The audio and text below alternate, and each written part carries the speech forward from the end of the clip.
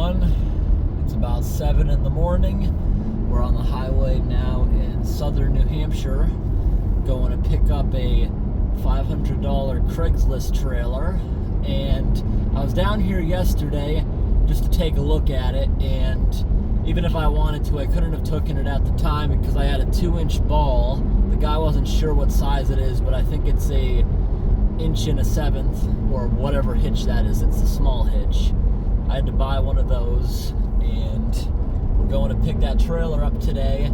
And no way this thing would make the nearly 4-hour trip back to my house. I wouldn't want to. This thing's tires have the worst dry rot I have ever seen. So I made an appointment after looking at the trailer yesterday at Town Fair Tire, I think near Keene, New Hampshire, which is about 20 minutes away from the trailer.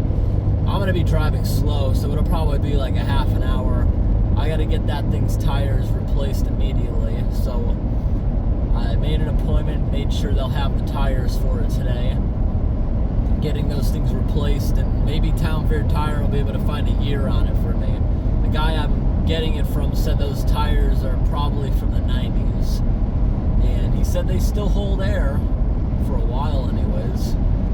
He's been using the trailer, he said, up until a few months ago with those bald tires, so hopefully they can last me a half an hour of driving. And it's dangerous having dry rotted tires, especially this type of trailer. This guy's going slow. So it's a 200-gallon tanker trailer for diesel fuel. It has a hand-operated pump on the top of it.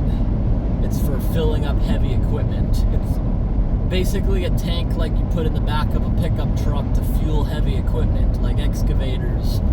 It's a 200-gallon tank. I don't know, do guys who run excavators have some sort of special permit for that tank in the back of their truck? Because this thing's 200 gallons and it looks like one of those bed tanks.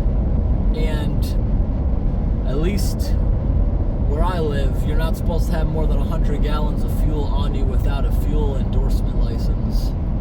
Something like that. So I don't even know if I'm allowed to legally drive with the thing full. But it's a very solid tank. The trailer is homemade. It's very solid, despite it being rusted. So it's a big tank mounted onto a wooden deck with a bunch of bolts into the frame, and it's got an old-fashioned hitch with a turn knob that you tighten it to the ball. Kind of odd, but it's all looks very heavy-duty, solid, except for the tires. It was last registered a month ago, so hopefully when I get it home, the police don't give me an issue with it, because they have to come out and verify it wasn't stolen, but it's homemade. How are they supposed to verify that? The guy has a VIN number on the registration, I guess from whatever trailer he made it out of, but this thing's homemade, and he said that the VIN number is no longer visible because that part of the trailer that has the VIN number is no longer part of it, something like that. So I don't know what the police are exactly going to look at when they come out to see the thing, but apparently I have 20 days after the bill of sale is signed to register it, so I should be fine driving it back.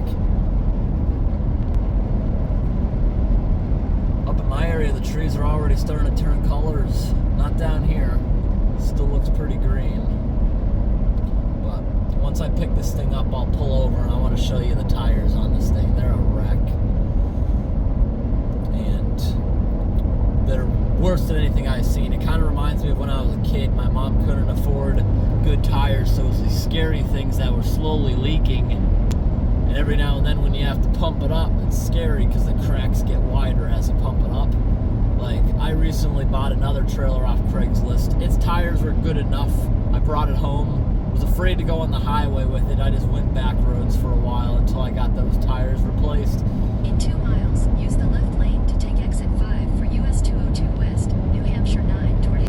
But the other trailer, for some reason, it's set on the tires for mobile home use only. Well, that made me think they were very strong to be able to hold that amount of weight, but brought that back, and they were able to switch those out at a tire shop near my house. So a lot of times trailers that are really cheap on Craigslist need tires. Craigslist is awesome for buying trailers. You can buy all kinds of things, and it's like 90% off compared to buying one new or at a shop used. Because a lot of times you can find things on Craigslist people just want off their property. And there's nothing really wrong with them. They just need a little bit of work. Like this thing needs tires, and each tire is only $70, Town Fair Tire said. I forgot to mention why I was saying that it was so dangerous that this guy was using this with the tires. He wasn't using it for diesel. I plan on using it for diesel to run a big generator I recently bought, and also move heating oil to my house during those times of year where my driveway's icy and the fuel truck refuses to drive up it. That's what I plan on using it for. Diesel, which I'm pretty sure this tank is meant for. The guy I'm buying it from has been using it for gasoline, so that's even more dangerous, driving that thing with rotted tires, 200 gallons of gas. But someone in my comments will tell me about that kind of stuff. Is it even legal driving that thing with gas when it's meant for diesel? I don't know, but I'm not going to use it for gas. Whatever might be in it, I'm going to pump out and put in gasoline cans I'm just going to use it as waste fuel for starting fires and stuff. But I plan on using it for diesel. This guy, it's a cute little farm he has, growing a little bit of crops, has some animals there, has some pens that you can tell he used to have more animals. The guy must be 90 or something. He's in good shape for his age. He has a bunch of excavators and stuff, which I assume this thing would have been used to bring the fuel, but apparently not. He just taps off of the heating oil to fill his excavators, he said. Now, that's one thing. You don't want to be using fuel. Fuel oil. You don't want to be using fuel oil for engines if you can avoid it. Over time, it'll cause unnecessary damage because fuel oil is cheaper than red diesel for a reason. And there is a difference, and a lot of people I talk to aren't aware of this, obviously. So, red diesel and heating oil, they're both red. Heating oil can run a truck, but there's a reason when you pull up to a diesel pump, it says ultra low sulfur. It'll say something like that because it's more refined. They get rid of the sulfur in it pretty much. Heating oil, on the other hand, is less refined. That's why it's cheaper. It's got a bunch of sulfur in it that'll carbon up and mess up an engine. But a furnace doesn't have that issue of burning it. So with a generator or engine, you want to be using red diesel. Red diesel is what they use in locomotives, trains. That's what they use in heating systems, what they use in off-road equipment, excavators. If they could use heating oil, of course they would. It's even cheaper than red diesel. And there's a reason for that price difference, and it's sulfur. You are going to wreck excavators, you're going to wreck off-road trucks, you're going to wreck a train if you tried using that stuff. There is a difference. Trains, all those vehicles, they're on private property, they can use that. If you're on the highway and the police ever pull you over, they have the right to dip your tank, and if it's a highway vehicle, you can't have dyed fuel in it, because dyed fuel doesn't have taxes on it like clear diesel does.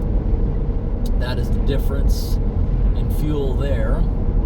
But in a trailer, you can transport red fuel, obviously, as long as it is not in the fuel tank going to an on-road engine. And there is one really interesting loophole to that. I'm sure the government's going to change it, but here's a very interesting loophole for you. They now have these new semi-trucks, which are hybrid. And what's cool about those hybrid electric motor trucks is they run like a train, these new tractor trailers. You have a diesel engine, which is a generator, creating power for electric motors. There's no law against using red diesel in a generator. So that is a loophole, because the engine's not actually driving the truck. It's creating power to drive electric motors. I'm sure the DOT or someone's going to change that rule, but that's a pretty interesting loophole at the moment. This place is way out sticks. Peaceful farm down this 10-mile dirt road. This guy even has beavers around here. What's that? Yeah, there's a really cool beaver swamp I want to show you up here too. This area is so cool. It's like a small town that never developed into anything. We just drove through a middle of a town. It's got a little town hall, a little post office, a church, a cemetery, a tiny school, but it's still a dirt road. It never really got developed. It's such a cool, tiny, tiny town. All right, take a look at this. Always good to see reasonable beavers. There's a really big pond right here, and look what the beavers did. I don't know if the state did this intentionally or not, but can you see that? Look at the big beaver dam. There's a massive beaver dam right there going across.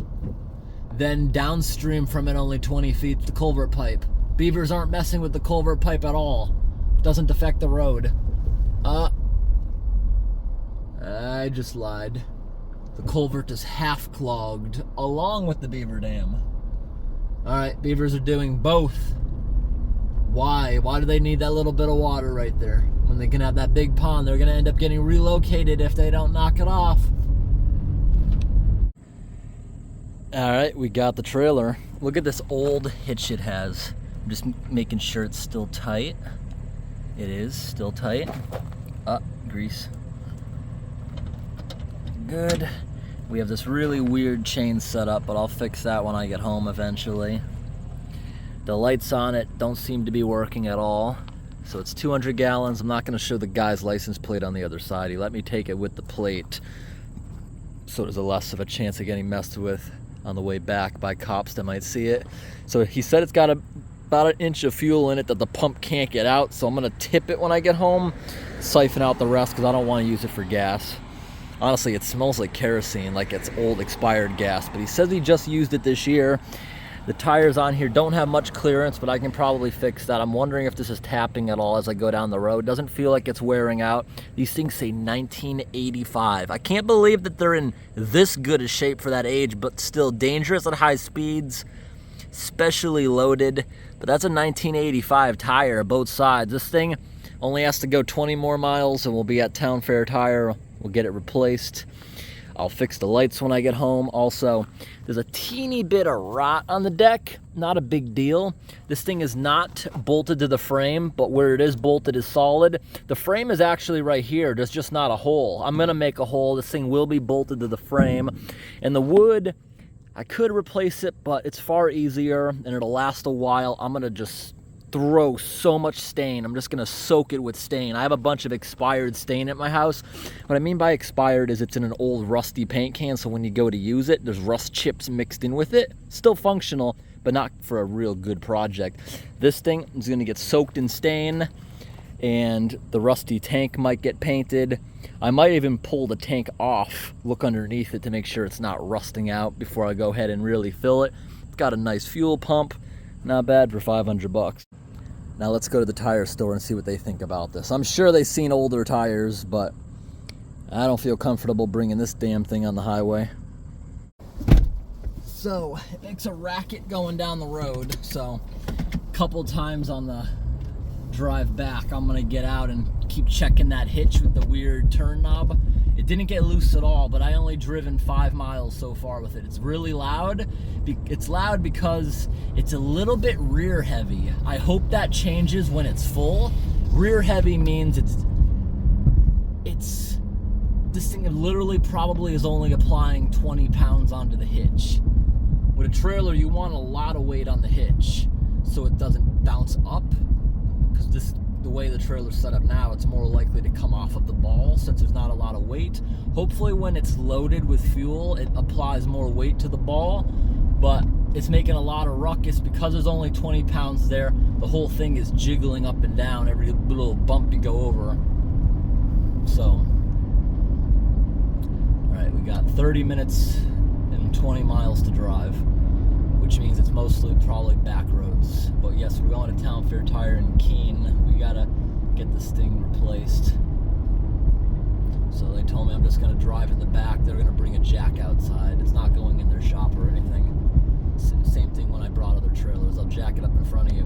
But you got to have a little bit more common sense than the Town Fair tire guy. When I brought them my last trailer to have tires replaced, for some reason the guy thought he could jack it up with one jack right in the middle of the axle. That thing's going to tip over. I don't know what he was thinking, but I made him take one off at a time. He wanted to take both tires off at once with one jack in the middle with it attached to the truck. That's not going to stay upright. Thinking of it, I'm hoping the tire shop can get the bolts off without breaking them. The guy told me that he's never had the tires off and he's owned the thing over 20 years. So those tires probably are original. They're a year older than the trailer. I don't think they've ever been off. Hopefully they come off without an issue. This thing smells like the time I found a snowblower on the side of the road. It was like a 1940s snowblower, brought it home to try to fix it. It was rusted beyond repair, a lot of critical parts, so I ended up throwing it back out in the tree belt. But that snowblower had gasoline in it that was dark brown. It smelled like kerosene. So old gasoline is still flammable sometimes. If it's old enough, it'll be combustible but not flammable. It turns into more like an oil. But this thing smells like that snowblower. The guy said he used it earlier this year. He said he'd probably use it again this winter if he didn't sell it. But that being said, you can't trust everyone. I might just be smelling the spillage on it, but some people will say things just to sell it. I don't know if this thing's been on the road recently. I'm assuming he's not lying because it has the registration on it expired 2 weeks ago. I'm still gonna bring it home because I believe I have a little bit of leeway with the bill of sale, but it was just registered, so I'm sure he's not lying. I'm sure this thing was on the road earlier this year.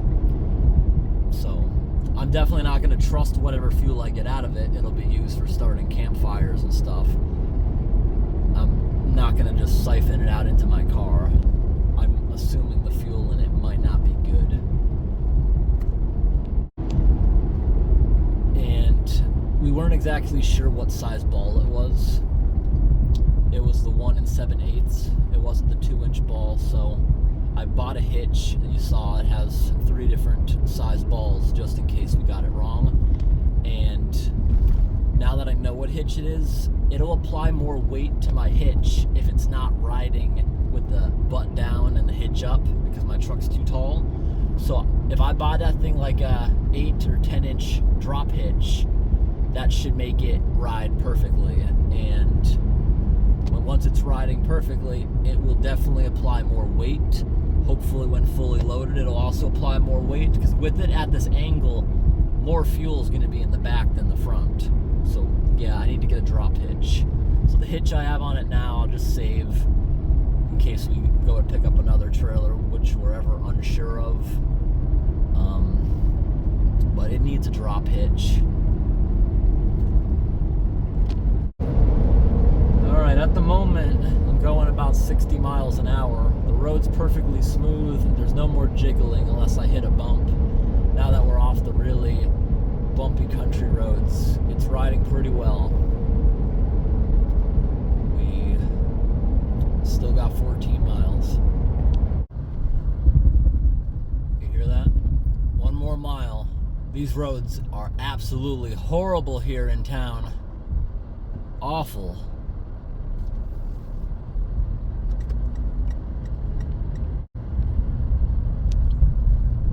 Terrible roads. Gotta go real slow over these bumps. That trailer sounds angry. It almost sounds as if the tire's flat, but it's not. I checked. It just loves bouncing up and down on that hitch. And the hitch itself has a lot of play in the receiver. 3 minutes left on the road.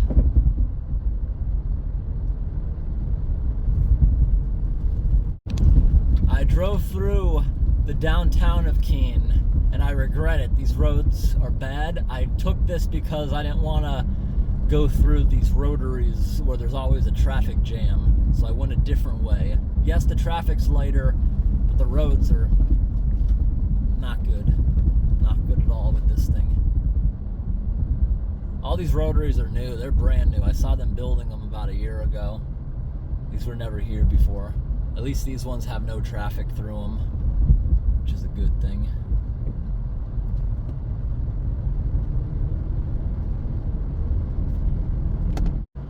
On some of those bumpy roads, I had to drive slower than expected, so we made it with only a minute to spare. Alright, let's pull in here, take up 2 spaces, and they're gonna have me drive around back. They don't drive it when there's a trailer, they say. So I've got to get out, inspect the trailer, get into the store. I parked really crooked, but it's alright. There's a lot of empty space. Came back to check it because that don't have much clearance at all. I'm hoping the new tread doesn't touch that. If it does, I'm gonna have to get some tools out and maybe bend that. But it doesn't touch going over bumps, and that's because this trailer has no suspension. This is the only trailer I own with no suspension. That's probably also why it's riding so rough. Alright, paid for. Driving back. The guy told me that this is the oldest tires his guys back there have probably ever seen. If it's actually 85 like it says, they're gonna verify that 85 at the end of the serial number is actually it. Told me to come around this side and pull up by a long bush so I don't block their bays.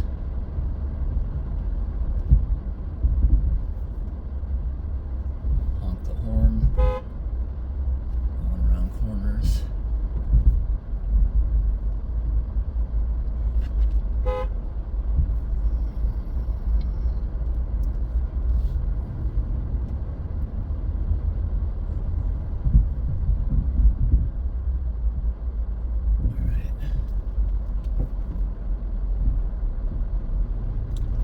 That bush he must be mentioning.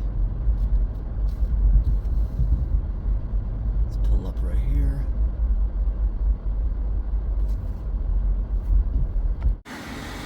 I'll make a video at some point. I don't know when. Maybe the spring. I'll wait into this project. I want to stain that. Maybe paint the tank. We can also do maintenance. Look at this thing. It says strainer, but that's never been opened. I wonder how dirty it is. I don't know what this thing does. This appears like this pump might be from 90s. I don't know though.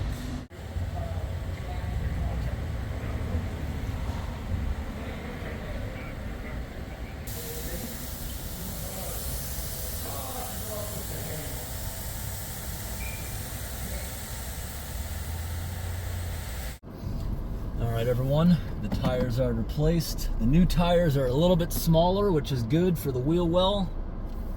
It's got adequate space now. Now it's time to make the 3 or 4 hour ride back. I'm glad that we got the tires replaced. Now we don't have to drive dangerously slow to avoid something going wrong. They said these tires were very hard to get off. They were rusted to the rim. Alright everyone, thanks for watching. Have a great day.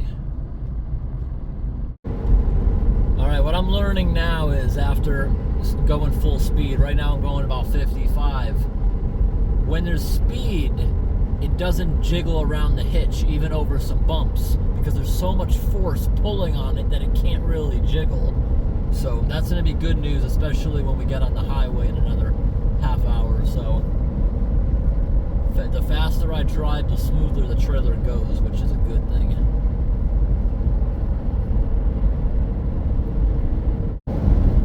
So when I get home in a couple of hours, my plan is with the fuel tank, which has about 1 inch of gas in it.